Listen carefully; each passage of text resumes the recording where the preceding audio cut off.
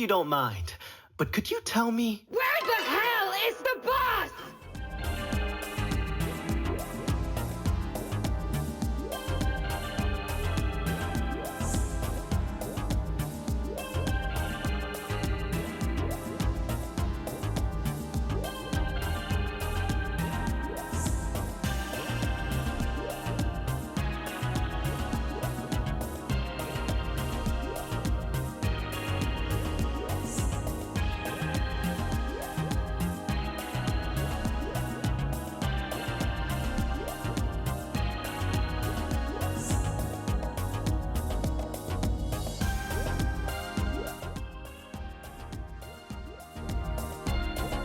Welcome gamers, today I bring you a title that will make you question reality and ponder the true meaning of what it means to go to the bathroom.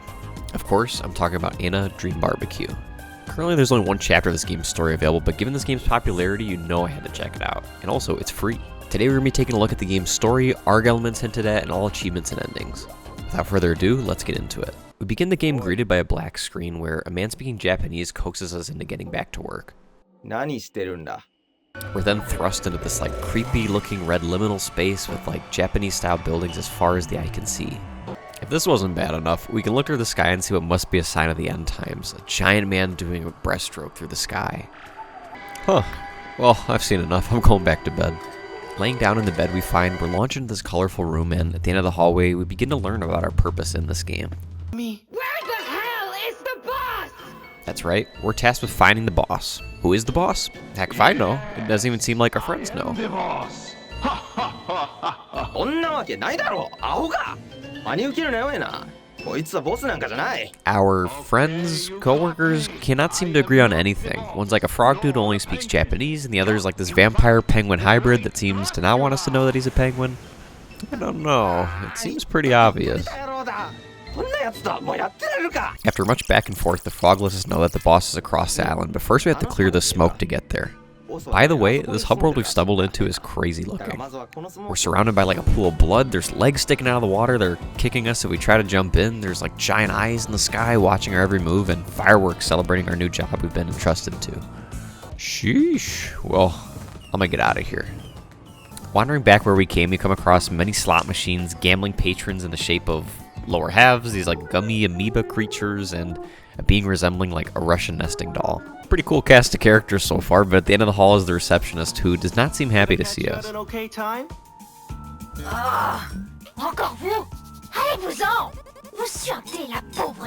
In fluent French, she begins chewing us out and informs us the boss hasn't even been born yet. What? Let's cut the crap. Yes. Well, anyway, she informs us that the genies are the only ones capable of clearing the smoke and are behind the doors throughout this homeworld.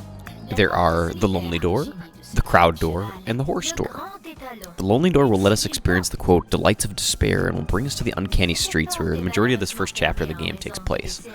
While telling us about this door, the receptionist warns us that all this excitement may make us want to use the bathroom. Interesting. I've definitely almost accidentally recolored my seat upholstery a few times while playing this so far, so a bathroom may not be a bad idea. Beyond bathrooms, the Crowd Door let us experience an unforgettable trip, while the Horse Door is awaiting the appointment of a new genie. The Frogman calls us up on our cup and string telephone to summarize our new assignment, and we make our way back upstairs to the main hub area. There we find a couple new associates, including a bell-shaped stalker, a businesswoman with a parasite on her face who can receive faxes out of her head, and a talking piggy bank that's fluent in Russian. Yeah, I've seen enough. Let's go through that Lonely Door already. The Lonely Door grabs us and we begin our journey to find the bathroom. The genie. Once inside, we begin poking around, and for some reason, we can't say the word genie. Every time we try to, it's replaced with bathroom. Well, this must be some bathroom, considering we keep talking about it. It's gotta be like one of those hidden bathrooms you find at work that you can keep all to yourself. From the building we're in, we get a nice view of the town down below, along with a flying creature that whizzes past us.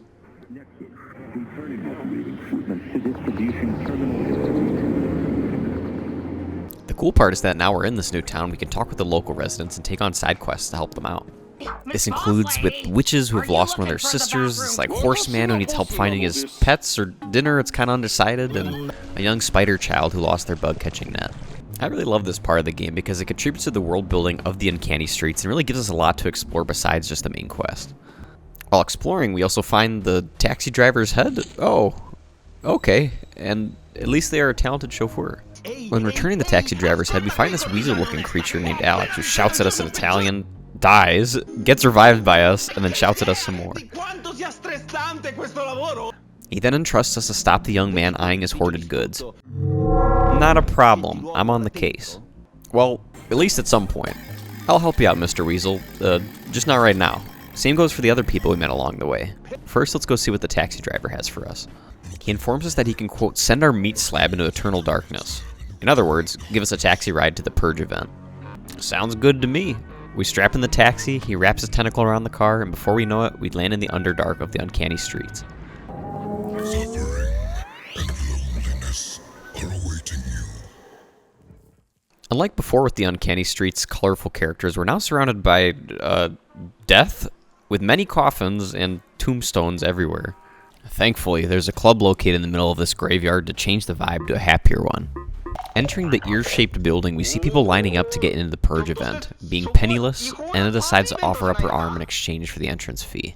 We were given this cauldron of like green sludge before being granted access to the dance floor inside, which I gotta say is pretty groovy. There's some familiar faces inside, but for the most part, they're like these shadow figures, including, this guy. Bro's a little weird, but don't worry, he's chill. After some mingling, the room starts filling up with this purple ooze, and we're unwillingly sucked into the Purge event.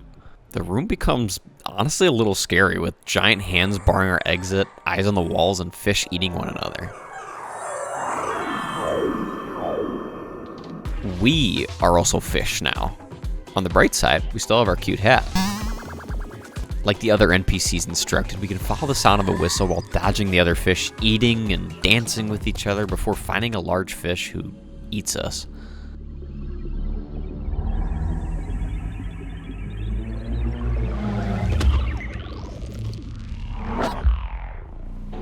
We then wake up in this like pitch black room where we talk to the figure in front of us to figure out what's going on.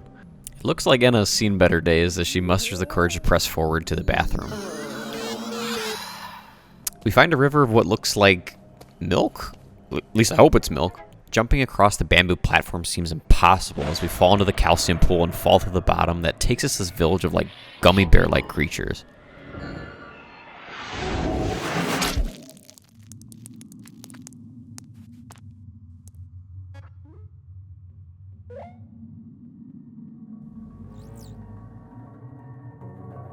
It's official. I've lost the plot. I have no idea what's going on anymore. While we explore, the huts begin taking flight, growing legs, and disappearing before our eyes as we knock on them. Eventually, the gummy bears direct us to the correct hut, which opens into this beautiful, colorful river. Reaching the end, we cross this walkway and find what we can presume to be the genie. Well, the former genie, at least. She analyzes our journey and reminds us that we're far from our physical form. Despite this, she still offers to help us by clearing the smoke and revealing our, quote, deepest desires.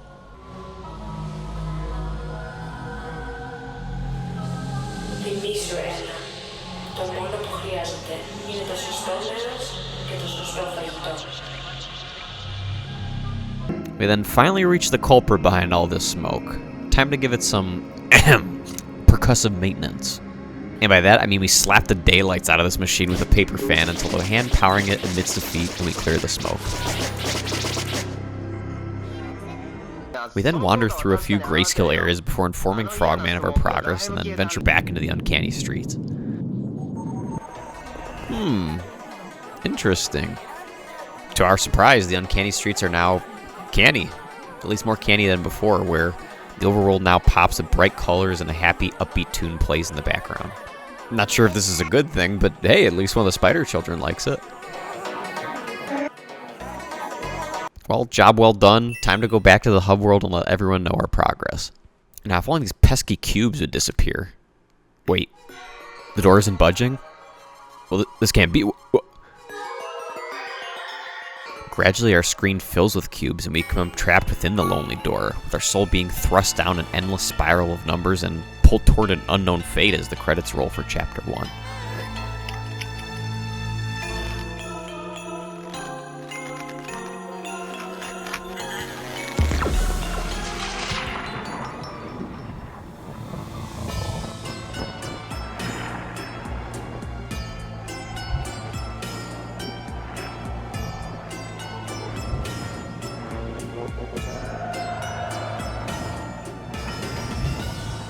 At least until we pop back out in the hub world like nothing happened, so we can continue to argue with our coworkers.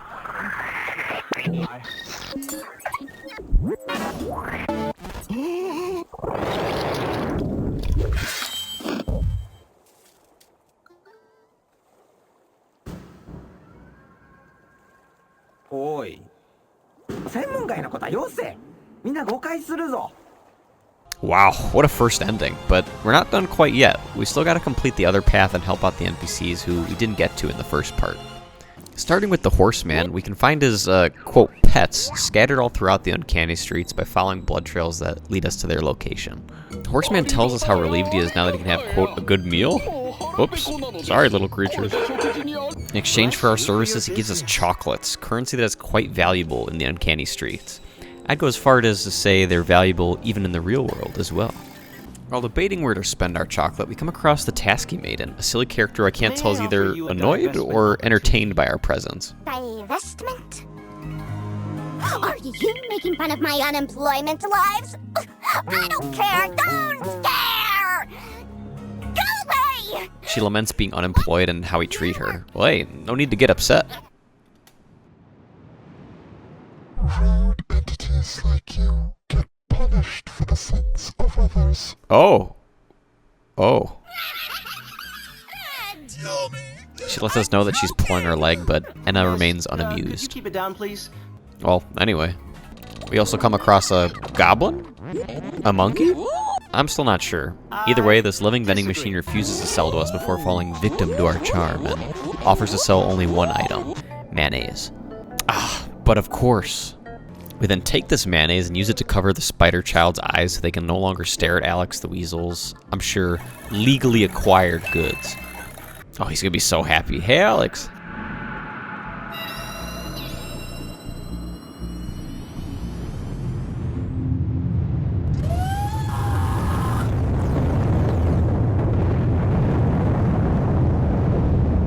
Holy schmoly, are you okay? Oh, phew.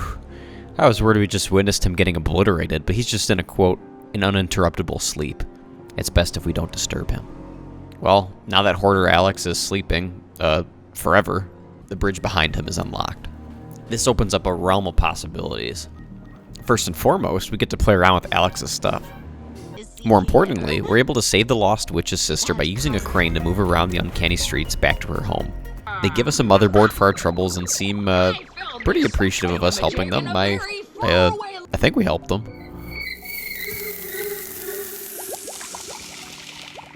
We can then take this motherboard to a new face, specifically a seal's face. By entering the seal hut to find the wizard who can help transform this motherboard into something helpful for our travels. We find this kind of cool, like, effigy of a car and a plane fused together before the wizard, more accurately referred to as the shaman, emerges from a bright white light. He starts spinning some knowledge before ENA gets fed up and loudly demands the bathroom. Firstly, I need to get more info on this pointless cheat! Must have been those chocolates from earlier. Shortly after, the shaman lets us know that we need to visit the giant orb in the sky by creating life. Seems simple enough. Now, go away, Anna, and get to life! That shall be your quest today! Okay, excuse you. From here, the shaman chucks the motherboard into like this pool of Pepto-Bismol and then begins creating an infinite loop of shaman that leads to his hut exploding with magic energy.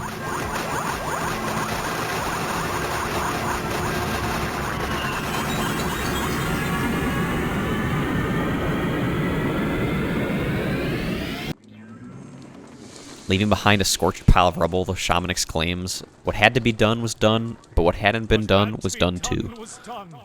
But what hadn't been done was done too. Hard to argue with that logic.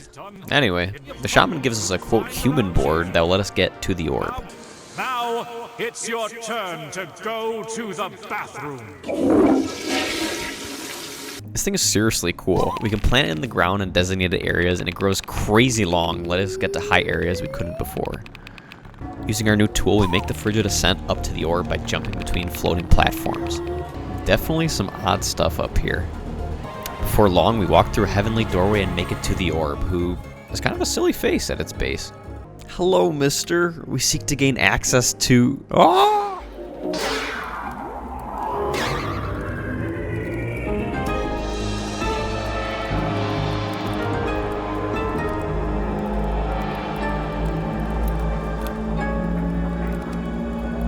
To our dismay, we get eaten by the orb and slowly become assimilated into its body, all the while Frogman tries calling us when we're clearly busy at the moment. From here, things are pretty similar to the other ending, with a few twists. Starting with, since we have the human board, we can actually make it across the milk river this time instead of having to drown in the cow juice. We meet the source of all the milk. Hello, friend. Maybe he's part cow. And then we walk toward the bathroom that increasingly gets smaller before it allows us in.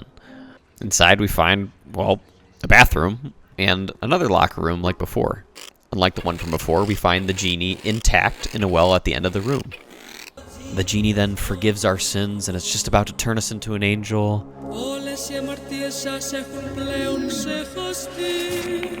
Until she finds out that we're ENA.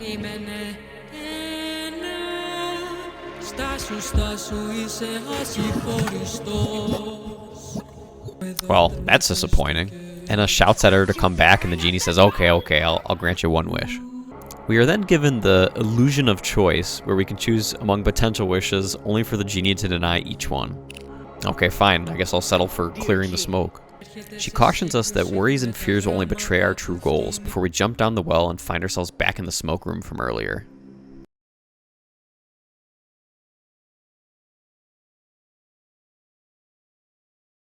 Now at this point you might be thinking, there has to be a greater meaning to this game's story.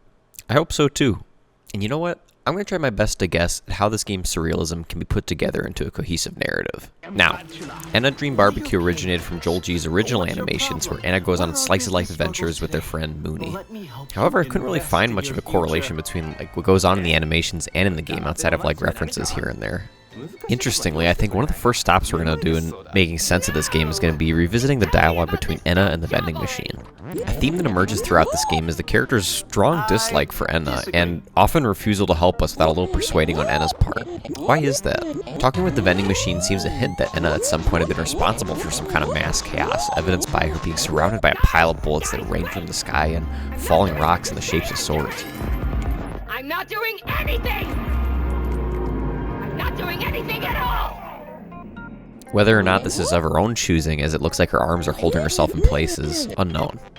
The sequence almost seems to be like a flashback in the way it's presented and may give context into some great calamity that ENA may have caused or been blamed for at some point.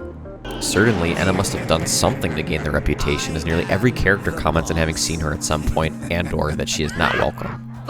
For example, the suspicious man in the hub area comments on ENA being, quote, unpopular everywhere, and that the man has studied her for a long time. While ENA jokes that this makes him a stalker, which she's kind of right, it also represents ENA's presence throughout history. Say, are you a professional stalker? Don't take it personally. No. Common mistake.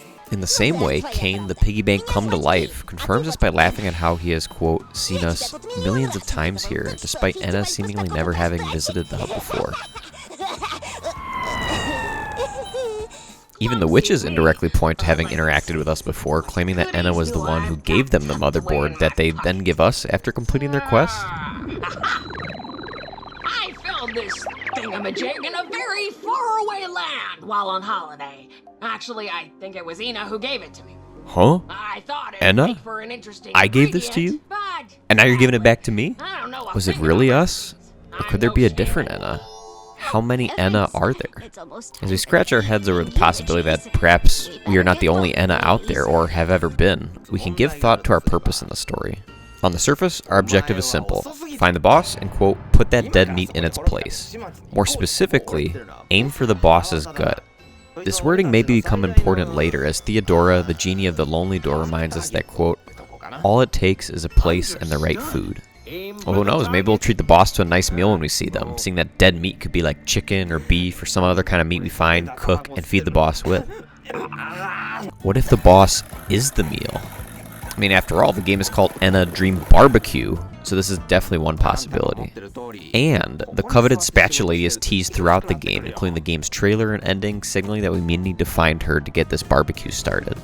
Either that, or we're just gonna straight up kill the boss when we find them. We'll cross that road, or grill, when we get there. Apparently, being the boss is a pretty big deal, as everyone we meet pretends to be them.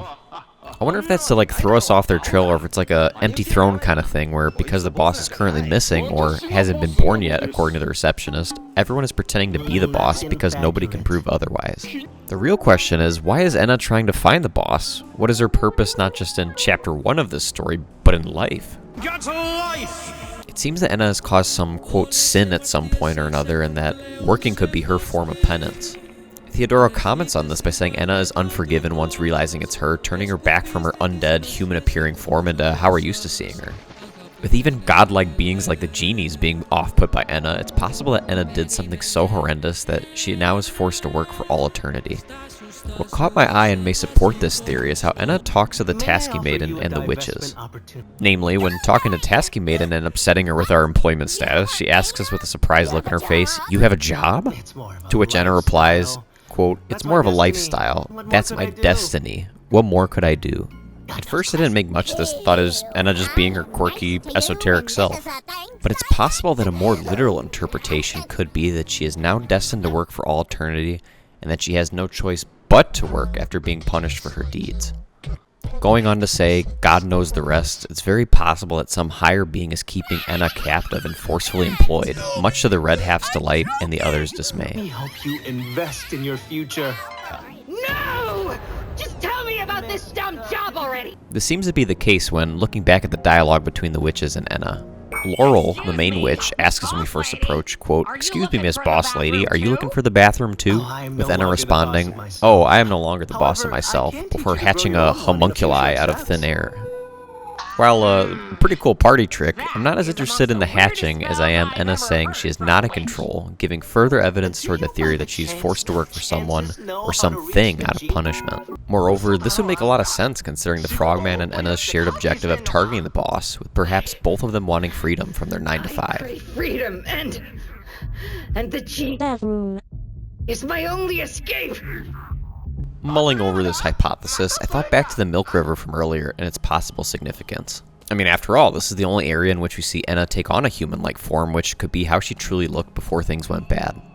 What really stood out to me about the core were the Japanese-style bridges that allow us to pass over if we have the human board. In Japanese culture, red bridges, specifically the crossing of these bridges, have been known to symbolize, quote, the journey between the mortal world into the afterlife and the cleansing of one's worldly burdens that follow. These arched red bridges, referred to as guze, represent not just positive growth, spiritual change, and transformative experiences, but a, quote, physical and or spiritual journey that is subjective to the person crossing. With this in mind, ENA's crossing of the Milk River may symbolize her journey from being alive to her current, undead, almost puppet-like artificial state. And with it, her sins from when she was alive are cleansed but not forgotten, as many people still treat her with contempt. I hate myself. This interpretation could very much be true, as undead ENA is literally hollow during her time in the core, with the form that we're used to seeing being projected from the large hole in her torso. What this could mean is that ENA is a shell of her former self, and the hole symbolizes emptiness, as her current self is forced to give up the desire she had when human and instead work against her will for all eternity. She's got to travel from the world of the living to the other side of the bridge where the bathroom is, allowing her to complete her journey into the afterlife and take steps toward being forgiven for her, quote, sins, accepting her current fate and making change for the better. Which in this case might involve throwing the boss, or whoever put her here, on a barbecue grill. Either way, there's a lot to unpack so far in Chapter 1 with ENA's story, and I imagine things are only going to get more intense from here. As such, it's only fitting that we spend some time going through this game's achievements and many secrets. Shout out to K Grox and Matt Short's achievement guide on Steam. Without it, I'd have been scratching my head forever trying to find all 14 achievements. All 14 hidden achievements. What a doozy. Starting with Salesman's Delight, this one's pretty simple.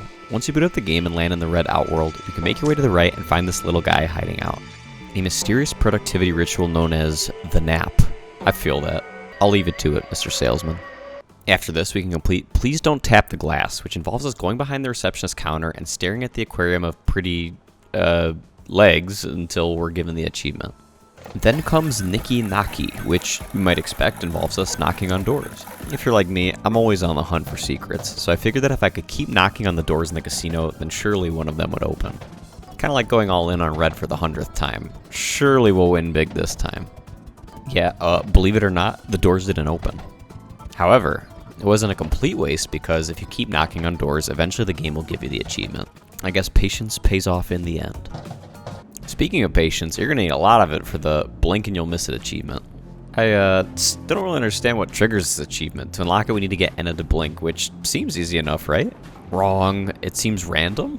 Honestly, for this one, it might be best to wander around until her eyes get dry.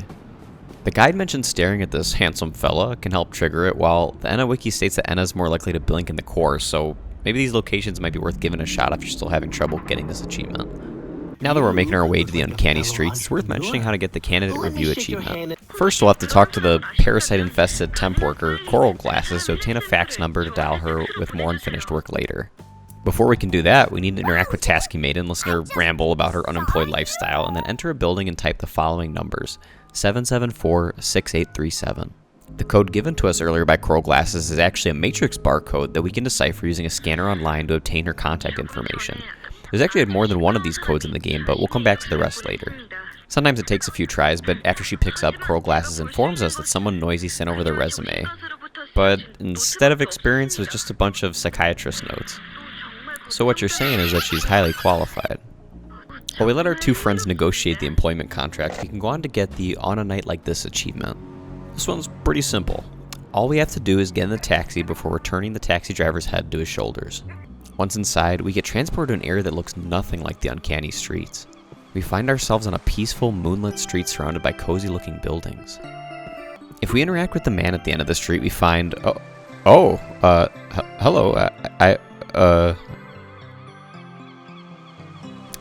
Not sure what just happened, but interacting with the guy who is a walking nat 20 of charisma grants us the achievement. From here, the next achievement, Advanced Consumer Society, is actually close by. If we go through the doorway to the right of Handsome, yes, that is literally his name, we'll find ourselves in a long corridor of a maze of red columns and blue symbols that line the brick-covered floors and walls.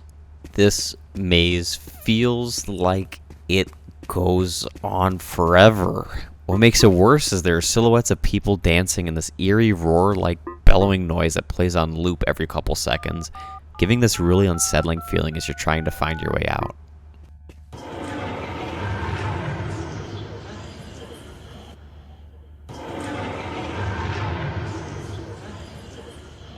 I think I'm going to lose my mind. Thankfully, before I lost my mind, I was able to find my way out through trial and error and land in Dahlia's gift shop, which is connected to the ship from the uncanny streets. Speaking with Dahlia, she basically calls us ugly and then lets us know that her prices are not to be haggled. Rest assured, ma'am, I would not want to swindle you out of the true value of your jar of Alfredo, which, by the way, costs 3 million chocolates. Money! Although we are Alfredo-less, we can still move on to get the Bad Samaritan achievement. To do so, we must return to our friend Hoarder Alex. Now, when we first meet Hoarder Alex, in his fury, he riles himself up so much that at one point he actually dies and relies on us to revive him. Normally, he'll sprout a halo and fly up to the heavens before coming back down to yell at us some more. However, if we just sit and watch while his life essence drains out instead of helping him, after a while he'll enter an uninterruptible sleep and we will get the achievement. Sweet dreams, Hoarder Alex. After tucking in Hoarder Alex for bed, we can venture through his bridge to find Witch Maud and get the Crone Operator achievement. This will involve us getting Maud back to her sisters on the first try. This may take a bit of practice, but to make it easier, I'll put the input up on screen. So we're going to go left, down, right, up, left, down, right. Once returned, the Witch Sisters are grateful to see her back in one piece. Then why I think. are you still alive? I was hoping to sing at your funeral. Now for this next achievement, Weird Dog, we're going to have to do some parkour. First, we're going to need to acquire the human board from the shaman and then make our way to a hole near the ship's entrance. Once planted, we're going to have to leap from this side of the ship to that rock in the distance. I'm embarrassed to admit this took me a lot longer than I thought it would, but one tip I can give is to try to use your momentum moving down the slope of the ship onto this thin piece here. Once a little higher up on the ship, the next part becomes a piece of cake and we can make it across. We can then use the human board to reach the crumbling building and give the snake on the wanderer's body the petting it deserves. Good snake. Okay, hold on to your seats, gamers. This next one is going to be a little bit more involved. To unlock Sick Tricks, we're going to have to take a visit to the core. Now, this achievement is infamous among the Steam forums for being incredibly difficult, frustrating, and seemingly impossible with what it asks the player to do. I took a look at what people were posting about it, and yeah, these guys aren't playing around. To get this achievement, we need to make it across the Milk River in one try by jumping on the bamboo platforms without falling in. Should we fail, we are required to make an entirely new save because we're only allotted one attempt per playthrough. And now I'll admit, while playing around with Unity Explorer and other debug tools, I accidentally acquired this achievement, so I could not relate, at first, to the level of strife this caused many players. However, because I aim to deliver the most authentic experience possible, I reinstalled my game and gave it a go. Yeah, it was terrible. Not only do the platforms seem randomly spaced, the whole time you're jumping there's this dizzying effect overlaid on top of the screen, making it incredibly disorienting trying to find where to jump next. Thankfully, I've played my fair share of poorly designed platformers and/or indie games, so I've been preparing my whole life for this moment. So, in a stroke of beginner's luck, I was able to make it across the river on the first try. Now, this doesn't mean that I didn't make a backup of my save file and set it to read-only before attempting this, just in case it failed, which I highly recommend you do if you're going to attempt this achievement. I'll put the file path to where ENA Dream BBQ saves are located on screen. But whew, thankfully that's over. Now I can dive into the spiritual pool of vitamin D to my heart's content. After completing sick tricks, we can attempt an equally annoying achievement, raising the roofs. Now this one is not nearly as bad. It requires that we make it to the Lost Village and knock on... and not a moment sooner. Thankfully, we know which house is the right one. It seems to always be the 5th one in the leftmost row, which honestly makes getting this achievement more of a time sink than anything. At least in the meantime, we can enjoy the first few cool animations of the houses disappearing. And believe it or not, there actually is a second achievement to get in the Lost Village. To acquire the Patient Listener achievement, we must first go through the hidden wall on the left to uncover its secrets. Here, we find Nonky Jong, a polygonal ape-like creature with an on-the-nose name and an even more clever personality. When talking with Nonky Jong, he shares his wisdom. A lot of wisdom. So much wisdom, in fact, that we must listen to all of his Socrates-like ideas for the next 10-15 minutes until we exhaust all of his dialogue and are then rewarded with the achievement for our troubles. Finally, that just leaves one achievement, Lonely Door, which, you guessed it, we get for reaching the end of Chapter 1 and completing the game's current content. But not so fast, because beyond achievements, there are some secrets and currently unsolved mysteries that may point toward what to expect in the upcoming chapters, or could even hint at an arc that may give us never-before-seen information about ENA's story. In either case, I want to take a moment to go through the secrets currently being talked about in the game's community. Huge thanks to Aaron H. and everyone else on the Steam forums for working diligently to compile a list of all known secrets and mysteries so far to be found in ENA Dream BBQ.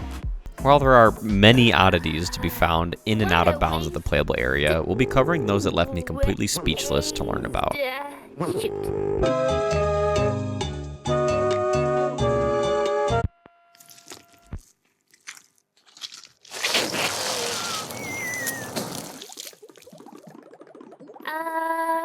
Starting with the various data matrices hidden throughout the game, we can uncover other phone numbers like the one we dialed earlier for coral glasses. The remaining data matrices can be found near Hoarder Alex's bridge, both under some suitcases on a nearby file, and one that requires us to venture out of bounds. Bypassing the invisible kill wall by taking a specific route, we can find an early rendition of Frogman holding the same data matrix that's by the suitcases. As you may have guessed, these data matrices, when decoded, allow us to call Frogman. By dialing 823-7653, we were able to get in contact with our amphibian coworker.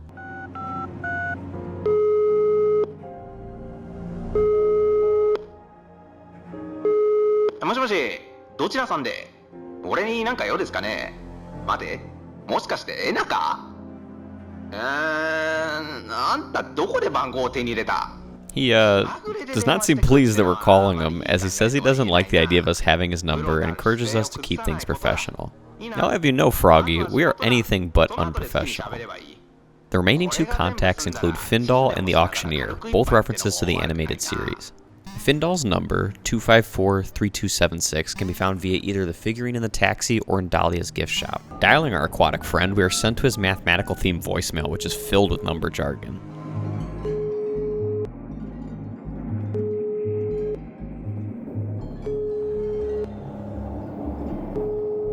Hey there, Theta. Sorry, I gotta curve your call, sloping into a global maxima of interviews till I get to 0. If you got the data to hire this dolphin, just leave me your polynomial and I'll integrate right on over. Bye! Oof. Thinking about all those numbers and math makes my head hurt. My head hurts so much. And honestly, calling the auctioneer isn't much better. His number can be found on top of the building with the biceps after you return from the bathroom. Once we give him a call, he lets us know that there are no refunds and basically tells us to kick rocks without outright saying it. Hey, don't be sad! I know what you may be thinking. You spent a lot of cash on something that's practically everywhere. But who cares? Sweet!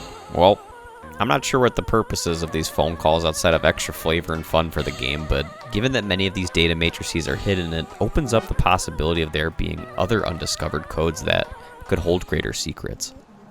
While we wait for someone, anyone, to call back, we can begin to explore some spots outside the playable area, including what lies beyond the golden door in the uncanny streets Underdark, the narrow window in the caves, and the coral barrier near the Tasky Maiden. Using a no-clip mod, shout out to this creator's wall hook mod on Nexus Mods, on the other side is this hallway that's filled with skulls, resembling a catacomb. At the end of the room, we find a motionless NPC in a barred room that opens outward into this bright, beautiful stone pathway covered with flowers. The NPC appears to be wearing a straw hat, loose-fitting clothes, and a mask that seems to hide their bony appearance. Doing some digging on the ENA wiki, shout out to their contributors for all their hard work, revealed that this unnamed character was teased by Joel G as being a possible addition to Dream BBQ, but likely didn't make it due to changes in development. It still begs the question of what role a character like this may have had in the game and why they appeared trapped in this creepy skull-covered room with escape on the other side of the nearby gate being close yet so far. There's also this light melody that plays on loop in the background. I know some other games like to hide hidden messages and repeating music notes. Could this skull room be similar? While we ponder that, there's not a whole lot else in the skull room, so we can take our leave. Now, if you're like me, you may have tried your hardest to peer inside this tiny hole inside the gutty caves near where you can find the taxi driver's mask. Well, thanks to technology, we can get a closer look. Inside is 3 things of note. 1, being the hourglass dog drinking from a water bowl of code and data, which honestly is pretty adorable. A little more sinister is the coffin floating in the room near ENA, who is holding a lantern that's referenced in one of the game's trailers, and a miniature wanderer wearing what appears to be holy robes. I'm not really sure what to make of this. Interestingly, going behind the coral door by Tasky Maiden depicts a similar scene, except this time ENA and the hourglass dog are missing. Talking with the miniature wanderer gives us a dialogue that says, quote, "You are forgiven for your upcoming sin." Oh, well, that's good. Now, if you'll forgive me again, I'm gonna get out of here. It's hard to make sense of what these scenes could be referring to, but it does seem to give some significance to the role of the wanderers that roam the uncanny streets. And I don't think it's a small role either. By going past the chasm and the gutty caves we can't normally jump across, we wander inside a building with pulsating organs peeking out until we come across this scene. Whoa. Much like the beings from the core, there's a giant green masked entity surrounded by endless rows of hippos and cobras on either side of it. Leaking from its mouth is a waterfall that spawns what looks to be miniature bodies of the wanderers that float upward and disappear. This runway is huge, perhaps suggesting that once the wanderers are birthed by this holy being, they fly outward into the uncanny streets like an airplane would leave a runway.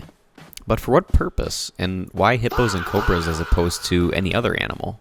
Researching online, it seems that most sources agree that in Egyptian mythology, hippos and cobras represent strength, power, and protection, and, quote, have long been linked with the gods and signify divine authority. Could it be that the wanderers are holy guardians protecting the uncanny streets? But if so, who or what could these flying colossal hippo-cobra hybrids be protecting and on the other residents from?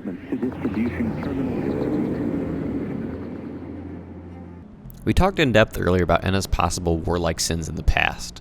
Surely the gods aren't recruiting more wanderers to protect against her in the future, right?